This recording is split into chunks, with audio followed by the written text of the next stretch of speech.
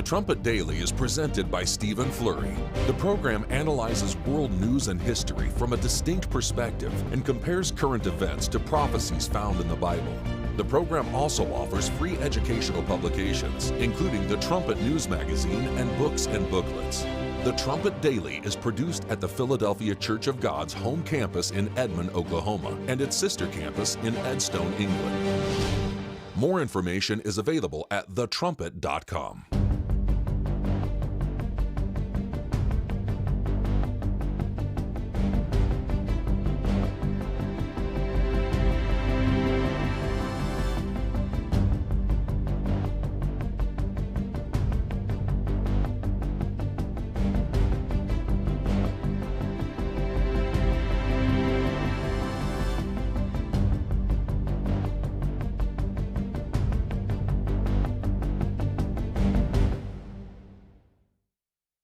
The Trumpet Daily program begins right now. Today's world news, what it means, where it's taking us.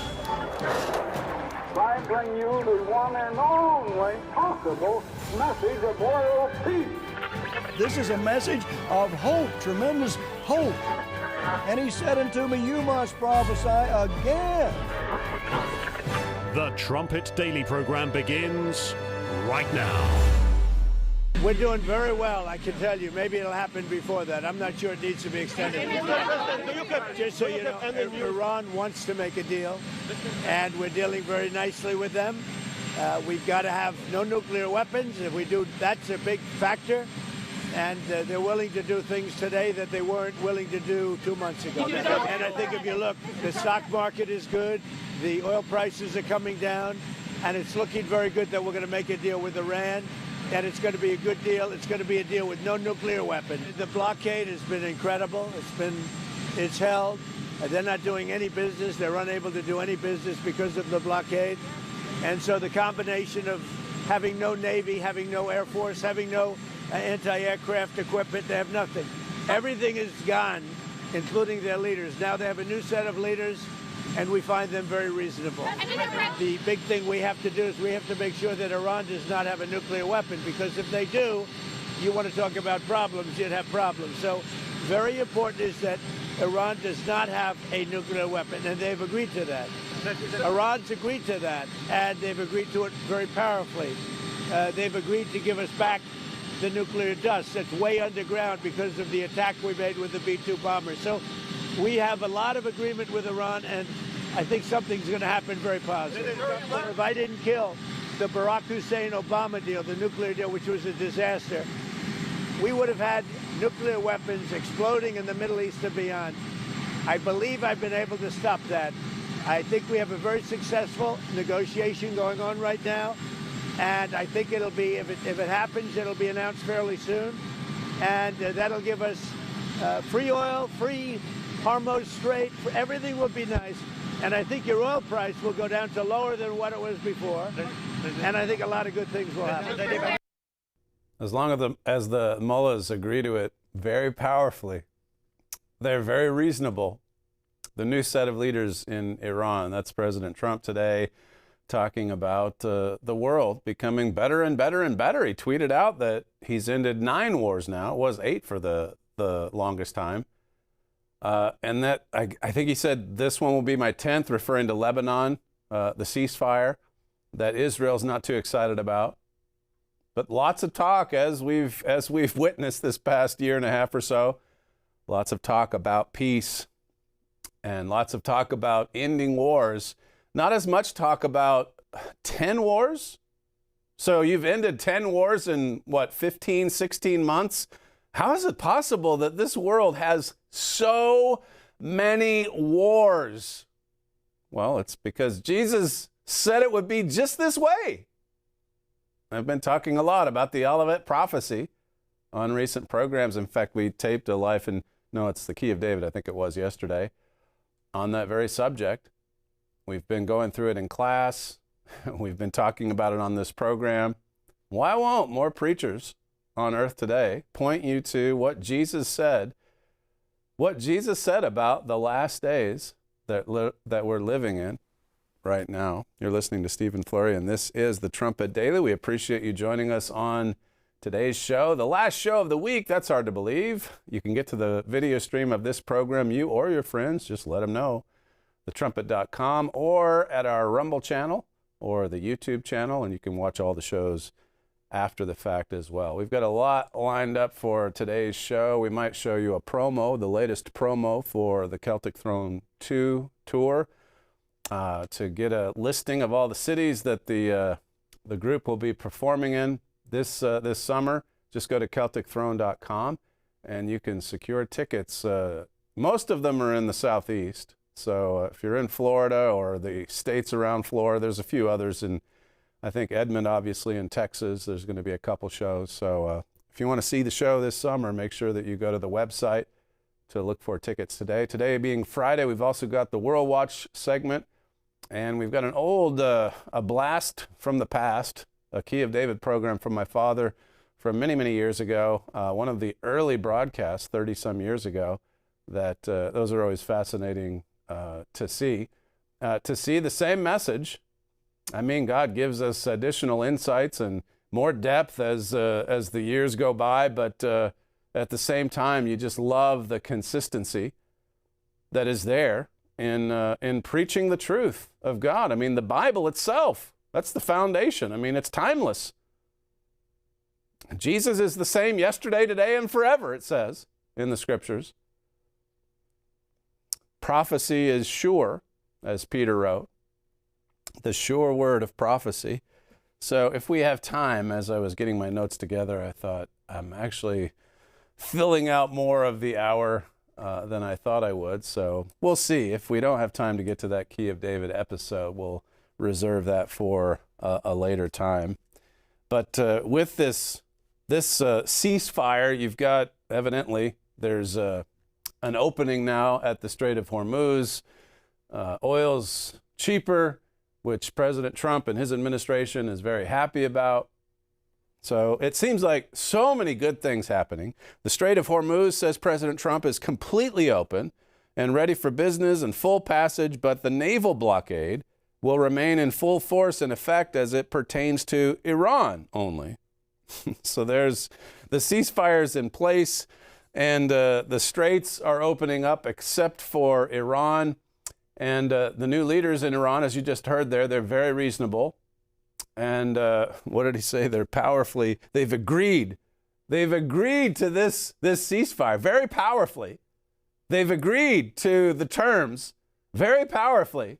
This is, well, I'll get to NATO later. Lots of things flying at me at the last minute. But if you think about the Olivet prophecy, I've mentioned again this week just how we want to get back into those chapters, that sermon, what Christ was saying just days before he was crucified. Luke 21, Matthew 24, Mark 13. But look at this verse from Matthew 24, in verse 6. It says, "And you shall hear of wars and rumors of wars. See that you be not troubled, for all these things must come to pass, but the end is not yet." I mean, this is just the beginning of sorrows, as Jesus said. And you can read beyond it and see how that it all builds toward great tribulation. But in the lead up to it, as you see there from verse 6, it says, you shall hear of wars, plural, lots of wars, and then lots of rumors of wars, which is an interesting phrase. Because when you consider everything, you get President Trump's reaction, then the mullahs are always going to have their reaction. Then you've got, the commentary, people saying this is the significance, this is what it means. Well, is this ceasefire actually the end of a war? Or is it just a brief cessation of hostilities? Or is it a capitulation? And people are trying to make as much sense of it as they can. And it's exactly as Jesus said. Lots of victories, lots of defeats, lots of fake victories, lots of victories in name only. Lots of fake peace agreements, fake ceasefires. We've seen it all. We've seen it all. And a lot of it is because Israel, the end-time Israelites, they won't go in and demand unconditional surrender, which is the only way that you're going to get any kind of extended period of relative peace. At least in a world where nations are not looking to God, the peacemaker. And so now you've got people on the Trump side of the equation saying, he's making peace. He's out there ending wars. He needs the Nobel Peace Prize. There was a story today suggesting that Pope Leo should win the Nobel Peace Prize. And of course, you know about the feud between Trump and Leo. And there's quite a few Trump supporters that are upset with President Trump for going after the Pope. People in Europe are really upset. I'll get to this story in a little bit. The Vatican, that's their institution. That's right there in the heart of Italy. That's right there in Rome. So much tradition. The city of empire. Go after the Pope and you're going to create a lot of enemies. And so we've seen how that's been going on. And then, J.D. Vance and others have tried to downplay it and say, well, it's healthy. And, we've had our divisions. And President Trump, for his part, I think it's in one of my clips where he says, hey, I can disagree with the Pope. What's the big deal? And the Pope, for his part, he doesn't seem to be backing down. But just coming back to wars, rumors of wars, peace, is it peace or is it fake peace? Is it a ceasefire that's going to last, or is it just going to last for a few days? Or will it even start? And I've made the point on Daniel 11 and verse 40 where it says that the king of the north comes against the king of the south, radical Islam, like a whirlwind and absolutely crushes the king of the south. I mean, that's something that is stated or rather acted upon with emphasis. They put an exclamation point on total victory. And then there will be no doubt who is the victor, who is the defeated. As I say, it's very different. What the king of the north does or is prophesied to do, it's very different from the approach that Israelite nations take, where we send in the push-button warfare, we bombs away, and then we dial it down because, well, we got to keep our eyes on the oil prices. And, we got to make a big deal. We've got to have a good deal so that everybody's, including the mullahs, we want them to be happy. We want to welcome them back into the family of nations. That's the way the United States is operating.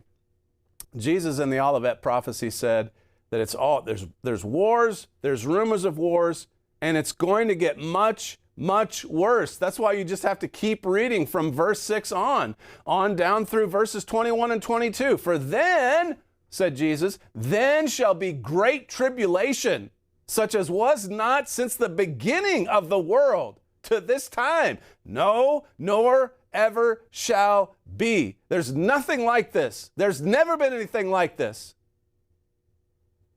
This is, Matthew 24:6, it's where we are. We're heading into this period leading to the Great Tribulation. That's what Jesus prepared us for. That's what he prepared the disciples for. So be forewarned when you have a president out there saying, I've stopped 10 wars. Well, really, it's even leaving aside prophecy. Someone should speak up and say, yeah, that's okay. 10 wars in 15 months? What is wrong with this world? Why are there so many wars that need to be stopped? It seems no one's interested in that question. It's just bragging. It's just bragging over what I have done. And he says this even, and again, he's to be credited for at least standing up to the king of the south. And you really can't even say he started that war, because the king of the south is the one that started it 47 years ago. But he nevertheless, 6-7 weeks ago, he did unleash this military action on Iran. There's no doubt about that. And then Israel going into Lebanon. There's just wars all over the place. Why are there so many wars that need to stop? Well, it's because we're in the last days. How could there be this many wars on earth at one time? How could there be this many wars since man established the United Nations with the goal of bringing everyone together? That was in 1945, right? What happened? Why didn't it work? And how can people be so convinced today that it's working now? Yeah, Israel's talking with Lebanese officials. Well, if Hezbollah is not in on those discussions, if Hezbollah is not part of it, if Hezbollah is hardening its position, what does it matter what you're saying to some Lebanese official? And then you've got the Pope, for his part. He's actually pointing to Lebanon as an example of how, he's himself reaching out to radical Muslims in Africa, and then at the same time pointing to Lebanon saying, look at how peaceful, how wonderful Lebanon has been, where Muslims and Christians have coexisted. Well, maybe someone in the news media ought to go into Lebanon and ask some of those Christians, yeah, how's it been coexisting with radical Islam, with Hezbollah, operating as a state within your state? Has it been just this wonderful relationship? That's the Pope of the Catholic Church. How delusional is this?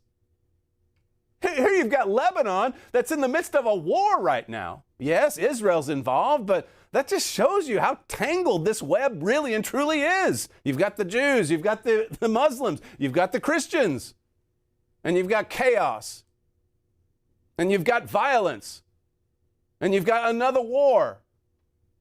That's been man's history. That's been the way of man. And yet here's this same Pope talking about peace. Quoting Matthew 5 and verse 9, blessed are the peacemakers.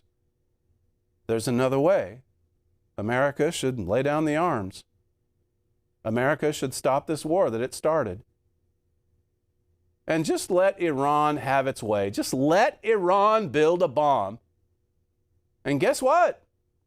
Well, the Pope might just win the Peace Prize. You can't make this up. Spectator says here, the American Pope is completely unruffled by middle-of-the-night outbursts from the West Wing. Cynics might say that, having surreptitiously poked the bear in the White House, he's enjoying the opportunity to exhibit his Christian serenity. What is beyond doubt, says the Spectator, is that global enthusiasm for the Pope extends far beyond his own gigantic constituency. He may even win the Nobel Peace Prize. Hey, the Pope is popular. It's popular to confront Donald Trump. So he's getting support not just from Catholics. He's getting support from all of Europe. Listen to this tweet, or I guess Truth Social post. President Trump today. Now that the Hormuz Strait situation is over, I received a call from NATO asking if we would need some help. President Trump says, I told them to stay away unless they just want to load up their ships with oil. They were useless when needed, a paper tiger. And Europe, when Europe heard this, they absolutely fell in love with Donald Trump. No. They despise him. NATO's about to implode, as we covered yesterday on the show. Europe is banding together, as is prophesied. Germany's leading the way on building the new war machine. Britain has its head in the sand. Britain has no military. Britain wants no military. Britain doesn't want an army. Britain doesn't want to put any of their tax dollars to the military. No, that's reserved for the NHS. That's reserved for welfare programs. We need welfare because we don't want to work. So is peace really breaking out? Is peace really spreading over the earth? Listen to President Trump and read between the lines. I've stopped 10 wars. 10? And how long have you been in office? Is this the kind of thing that we need to congratulate ourselves for? 10 wars? Seriously? The world's about to explode. And Jesus said it's going to get much, much worse. Just so that you're ready. Great tribulation. Fake wars, real wars, ending wars, fake ends to wars. You could go on. That's Matthew 24 and verse 6. And then there's the peace, the nonstop talk about peace. Jeremiah 6 and verse 14. It says here, saying peace, speaking of the ambassadors for peace, they say peace, peace, when there is no peace. It's fake. It's fake peace. They say peace when there is no peace. So how do you figure it out? Which wars have actually ended? How long will they be over? How long will the ceasefires last? How long can you keep the peace? And when you say there's peace, what happens if it's really not peace? What happens if it's violent warfare instead? 1 Thessalonians 5:3 says, "For when they shall say peace and safety, then sudden destruction comes upon them, as travail upon a woman with child, and they shall not escape." We could devote an entire program to verses just like these few that I've read. 1 Thessalonians 5:3, Jeremiah 6, verse 14, Matthew 24 and verse 6. We did, again, as I said, with the Key of David, we did record a full program on the Olivet prophecy. That'll be playing next weekend on the Key of David. You can look out for that. And as I've said, you can look out for more on the subject of the Olivet prophecy in coming programs for this show, the Trumpet Daily. So Lebanon and Israel, here's another war that ended. And there's quite a few in Israel that are unhappy about this.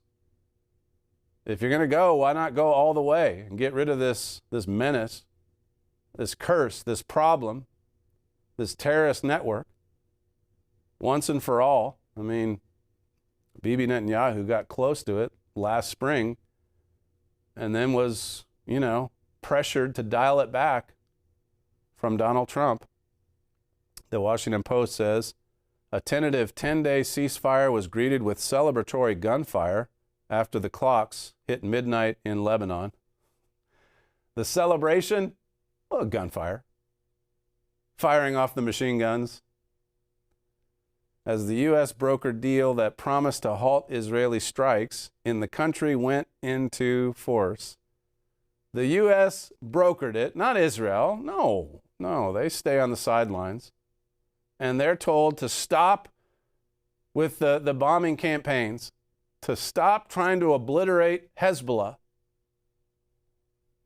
The ceasefire was announced early Thursday by President Trump and confirmed by Israeli Prime Minister Netanyahu. In a later video, Netanyahu said that Israel had an opportunity to forge a historic peace agreement with Lebanon, but that Israeli forces would remain inside Lebanon territory in a reinforced security buffer zone. So the forces stay there. The bombing stops temporarily. The forces remain. What's missing from this? There's no mention of Hezbollah. Hezbollah, the terrorist organization.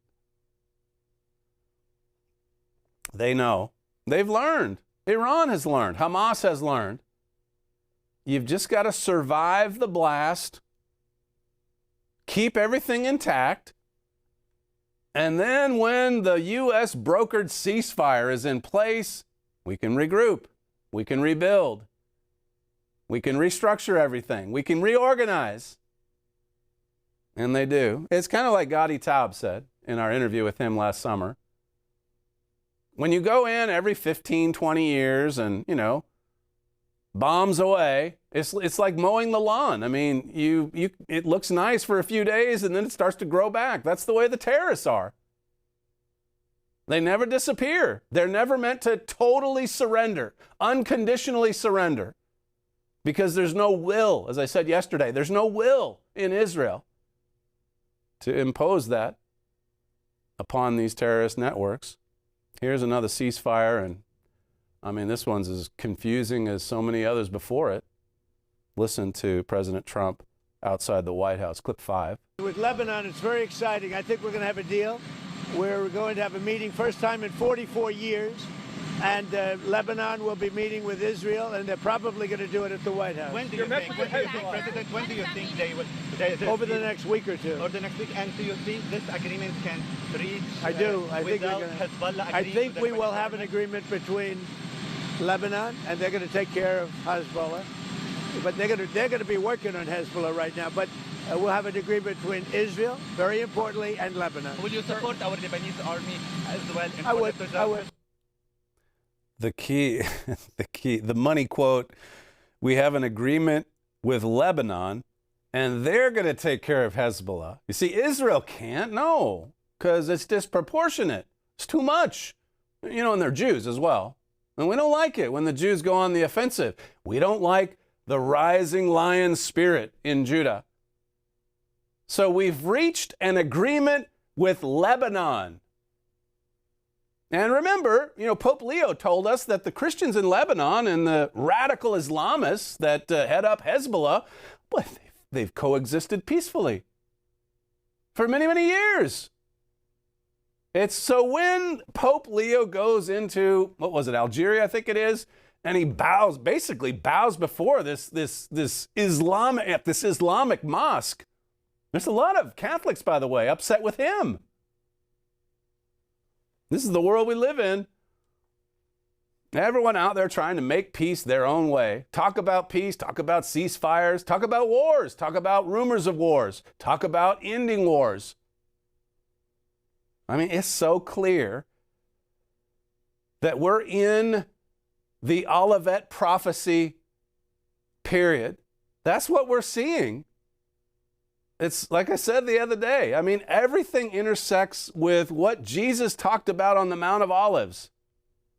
And the disciples, remember, came to him saying, tell us when the sign of your coming is going to be, and when will be the end of this world? And that word for world means age, the end of this age, the age of man under the influence of the devil and his broadcast.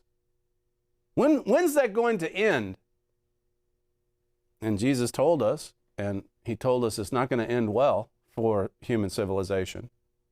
In fact, if not for God's intervention, we would completely obliterate the human race. That's not me. That's Matthew 24, verses 21 and 22. Read it. Read it again. Read it every morning. The Post says the ceasefire was a gesture of goodwill by Israel, the State Department said, which would retain the right to take all necessary measures in self-defense. The Lebanese government would be expected to take steps to stop Hezbollah and other groups from launching strikes toward Israel. The Lebanese government has to take steps to stop Hezbollah. In other words, they haven't been completely stopped yet. They haven't been obliterated. They haven't unconditionally surrendered. They're not part of this negotiation. They're not part of the ceasefire talks. And they're the problem. You see how Israelite nations deal with this kind of problem? Slap on the wrist, and then it's not even that we withdraw and say, you know what, we're really not into it. We're tired of fighting and so on. No, we withdraw, declare victory, and then brag about it until the whole world, and the world is watching, by the way.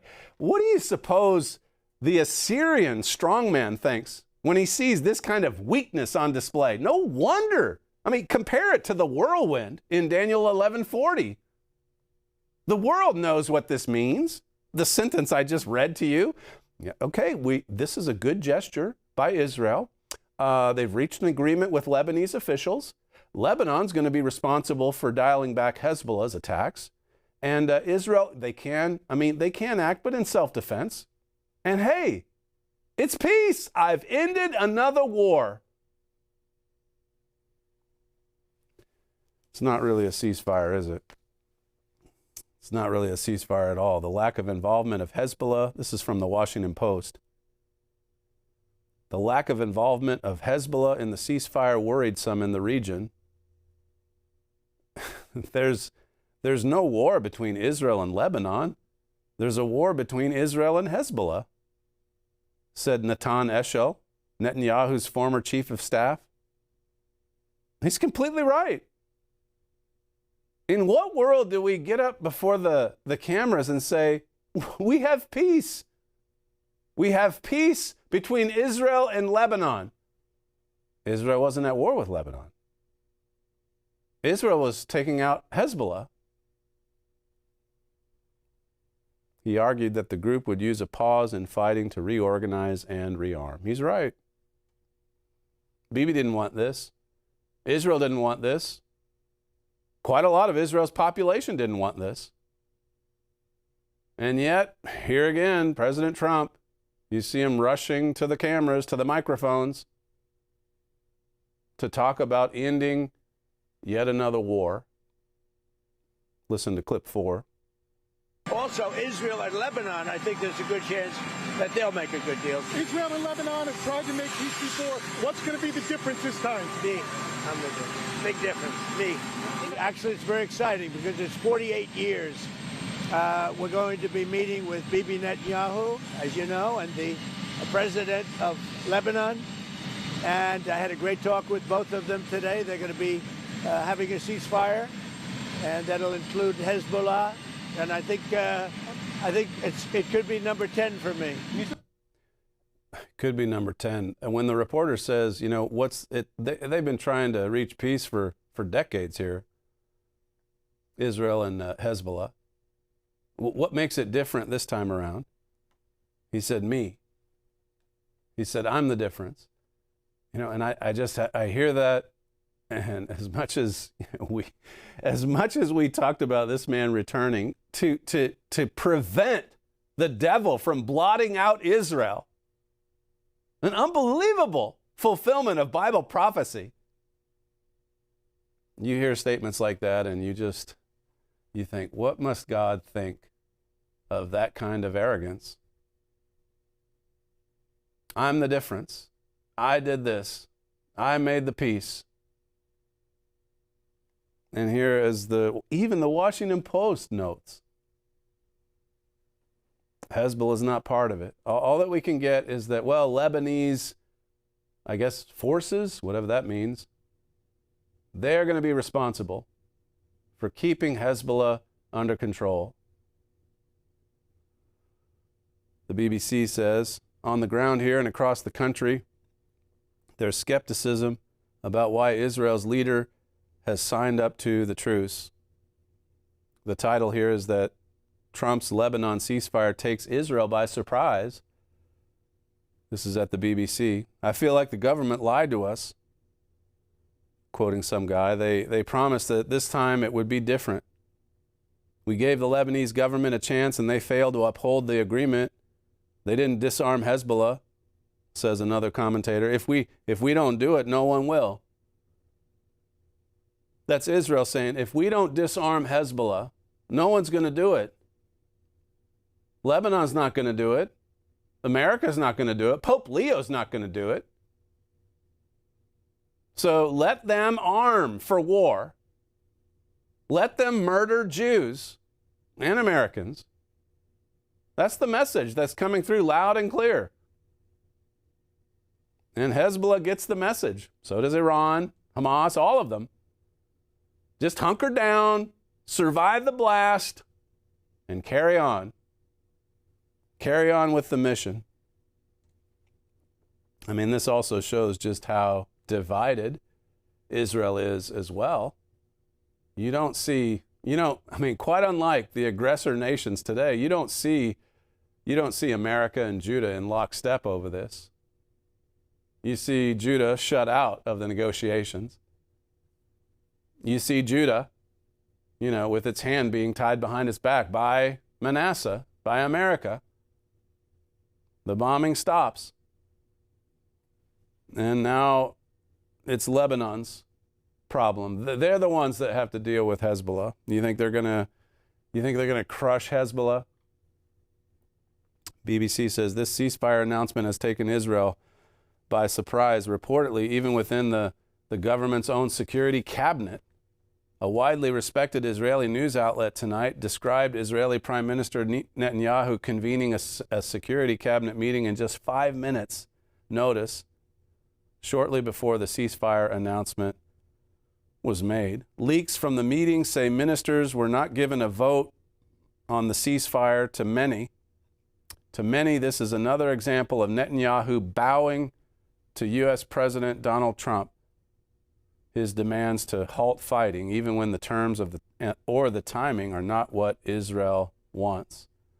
So yet another war where, Israel or our forces are pressured to stop fighting.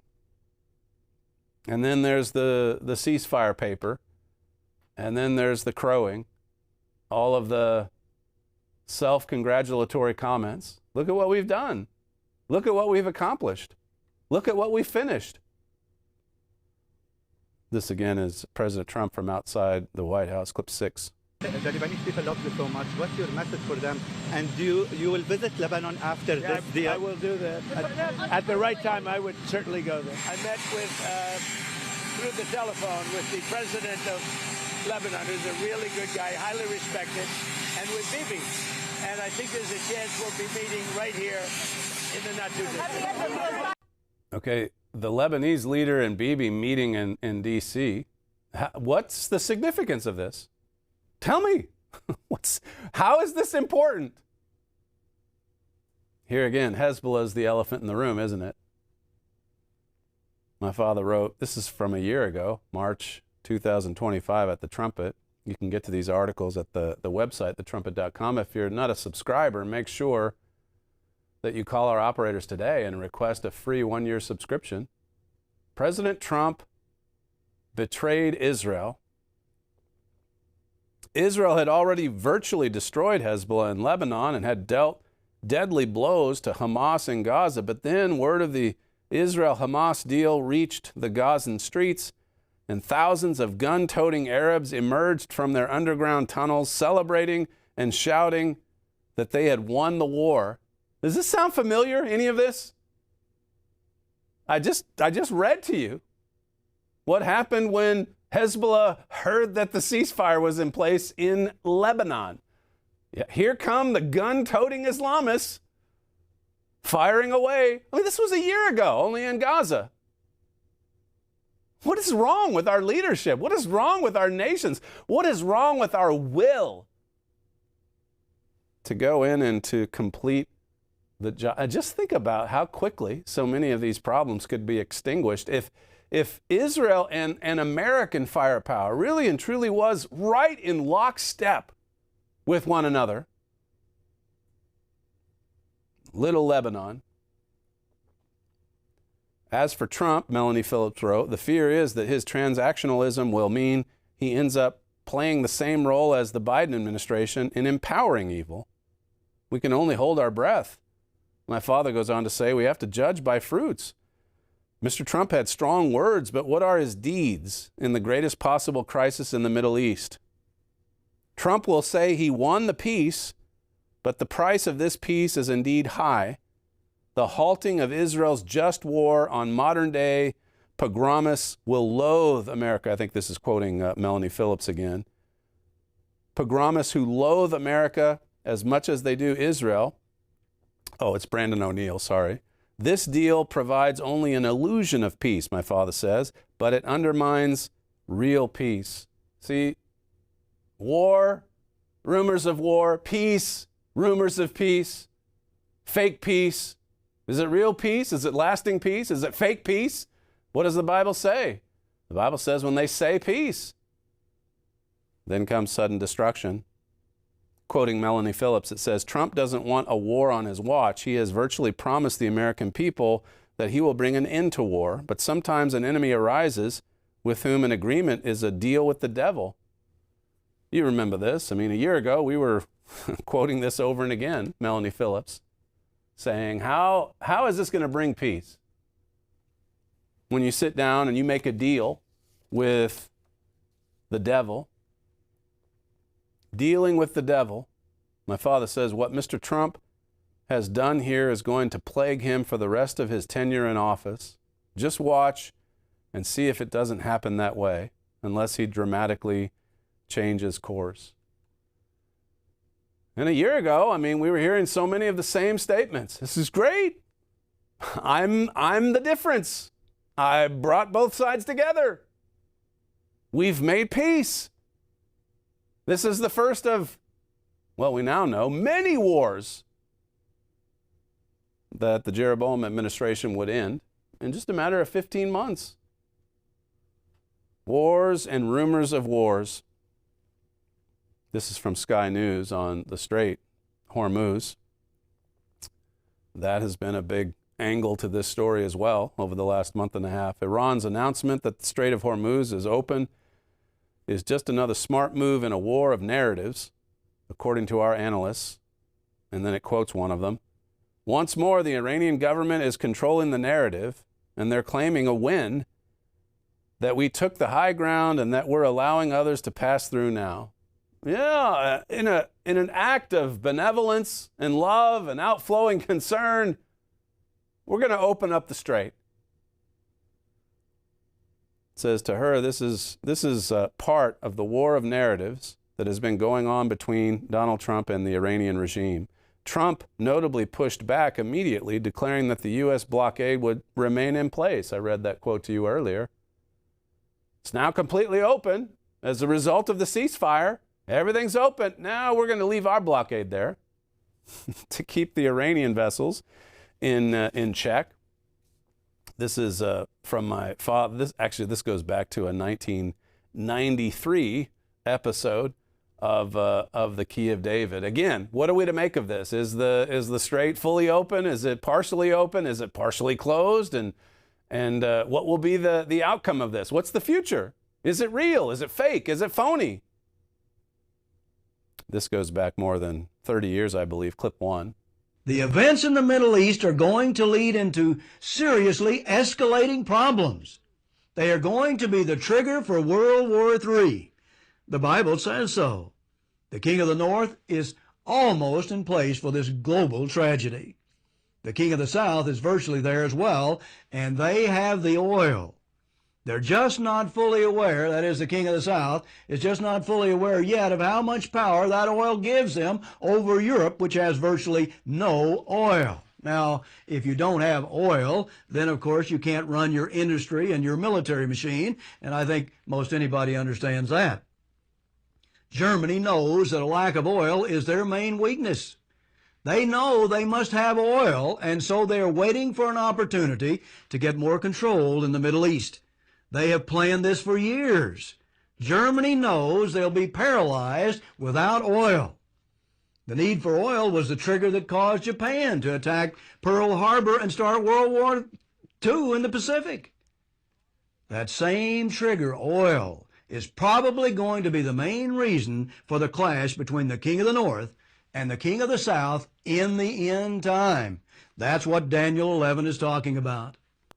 30-some years ago, and as I said at the start, I mean, there's a consistency in the message. There's details that change here and there, but you see a lot of the same storylines, and of course the Bible thread, the prophetic thread, that remains the same. And here we are with world events just accelerating like never before. As I keep saying about President Trump, I mean, he's accelerating Bible prophecy. And this current Pope, even if he's not the one that enters into this unholy alliance with the Daniel 8 strongman, he's still being used. He's accelerating prophecy too. As I said earlier, I mean, you've got not just Catholics, European leaders, even much of world opinion. It's backing Pope Leo because he's finally taking on Orange Hitler. What happens when Europe rallies behind the Vatican? And what's the significance of this? I mean, this is, whether they're too secular in Europe or whatever, I mean, it is their identity. It is their own. As I said earlier, I mean, the Vatican's in Italy. It's their religious institution. And we go on and on about the so-called religious revival in the United States when really we should be looking more at a Catholic revival in the heart of Europe. Because that's coming. That's their identity. They want this. President Trump commented when he was outside the White House today on this feud or his disagreements with Pope Leo. This is clip 7. I'm not fighting with him. The Pope made a statement. He says Iran can have a nuclear weapon. I say Iran cannot have a nuclear weapon. And if the Pope looked at the 42,000 people that were killed over the last 2 or 3 months as a protester with no weapons, no nothing, I mean, you take a look at that. So I can disagree with the Pope. I have a right to disagree. I have a right to disagree with the Pope. He has a right to disagree, and he's right about that, of course. But what is this doing to accelerate the formation of that 7th and final resurrection of the Holy Roman Empire? What is this doing to empower and to embolden the Roman Catholic Church? My father had an article, again, this goes back to last year. Where will these new leaders take the world? He says here, many prophecies forewarn that the European strongman and the head of that church, speaking of the Vatican, will work together to unleash unparalleled suffering on the world. This will affect world trade, Middle Eastern powers, Asian powers, America, Britain, and you. And he says this, based on those prophecies, I don't believe Chancellor Merz and Pope Leo will form this tandem of leaders. However, as you will read in the Trumpet, this Trumpet, both could pave the way for the emergence of these two end-time leaders. This is from July 2025, last summer.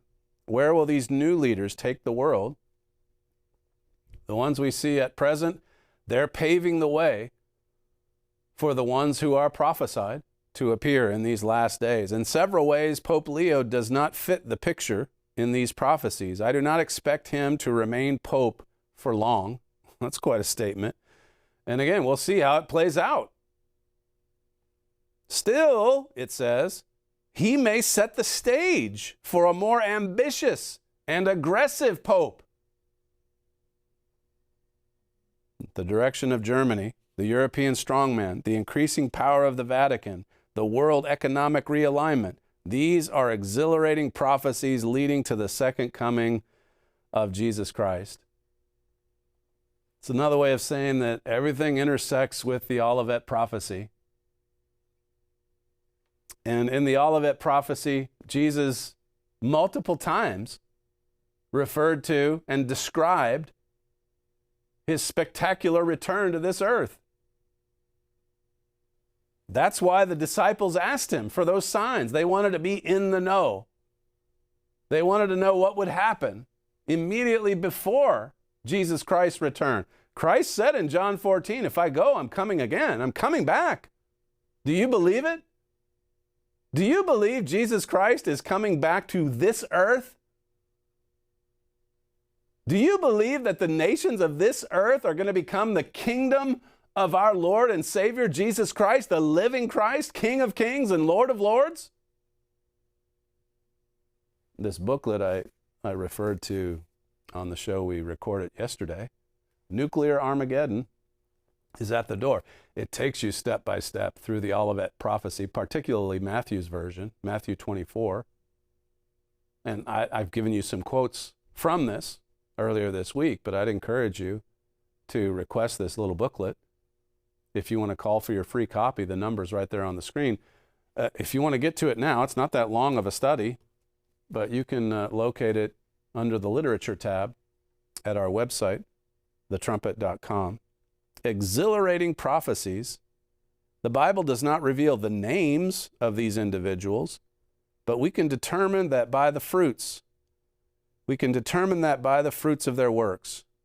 Some may already be working in the open. Others are working in the background. One thing is sure, these prophecies are about to be fulfilled. There's another piece here about Pope Leo's unholy accommodation, reaching out to Islam, even as he lashes out against President Trump. Here he is trying to reach out to the forces of radical Islam, pointing to Lebanon as a picture of utopian unity between Christians and Islamists.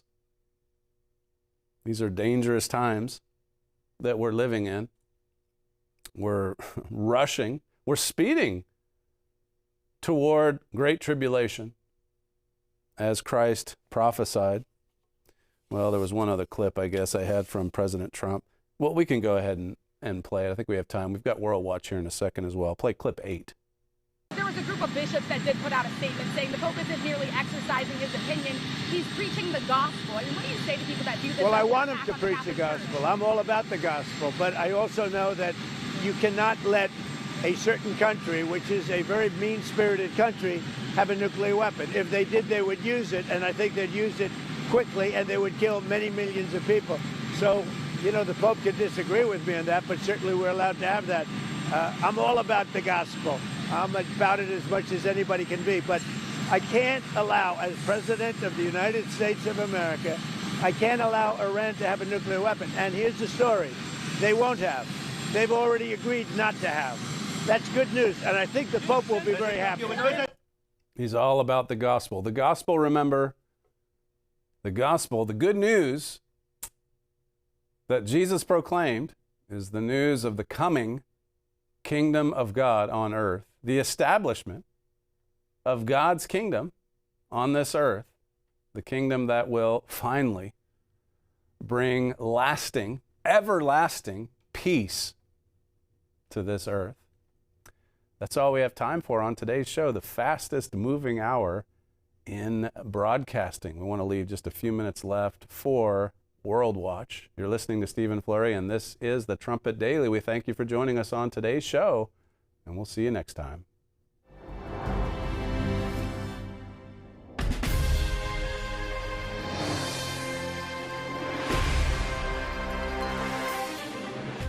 The Bank of France has removed the last of its gold bullion from the Federal Reserve Bank of New York, according to a press release issued in late March.